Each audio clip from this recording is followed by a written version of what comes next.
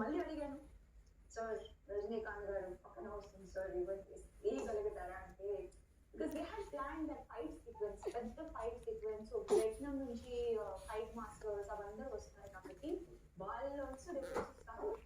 So అలా అయితే చంద్రముఖి చేయలేకపోయారు. ఆనందం నేనే వదిలేసాను. అంటే శేఖర్ కమల్ మీద నమ్మకం లేదా? డైరెక్ట్ శేఖర్ కమల్ మీద నమ్మకం లేదా? అలా కాదండి, అంటే I don't come from film industry కదా, నాకు బ్యాక్గ్రౌండ్ ఫిల్మ్ నుంచి కాదు, నేను నా ఎక్స్పీరియన్స్ నుంచి నేర్చుకుని ఇంకా డిసిజన్ తీసుకోవాలన్నమాట. నాకు అదృష్టం జరగడానికి నాకు డిసిజన్ తీసుకోవడానికి ఛాన్స్ రాలేదు, అది చేసాను అవ్వలేదు. దాని తర్వాత నేను 2-3 ఫిల్మ్స్ అలా అనుకున్నాను, అంటే స్క్రిప్ట్ బాగుంటే, యాక్టింగ్ బాగుంటే అది ఆడాలి ఆ ఒక బిలీఫ్తో ఉన్నానన్నమాట. బట్ అలా జరగలేదు. అంటే ఆడియన్స్ లో రిసెప్షన్ కొన్ని సినిమాలకు బాగుంటుంది, కొన్ని హిట్ అవ్వదు. దానివల్ల పెద్ద ఫిల్మ్స్ నుంచి అంటే క్యాన్సిల్ చేశాను, అంటే కాంట్రాక్ట్ వేసేవాళ్ళు. బట్ 2-3 ఫిల్మ్స్ బాగా జరగలేదంటే వేరే వాళ్ళకి తీసుకోవడం అవన్నీ జరిగింది. సో నాకేంటంటే ఇప్పుడు మళ్ళీ నేను కొత్త డైరెక్టర్ ప్యాషనెట్ గా ఉండాలి శేఖర్ గారు.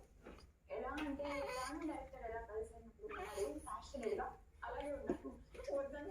ఇంకా అంటే మళ్ళీ కొత్త డైరెక్టర్, కొత్త ప్రొడక్షన్ అవన్నీ ఉంటే ఎలా పోతుంది ఏం మరి అని చెప్పి చాలా వాళ్ళు అడిగారు కాబట్టి సినిమాలో ఒక పాట కొట్టడానికి చాలా క్రేజ్. నిన్ను నూరే అన్నారు. ఈ సాంగ్ విని నేను ఫిల్మ్ సైన్ చేశాను, ఇంకా స్క్రిప్ట్ కూడా నేను అడగల. సాంగ్ వినగానే నేను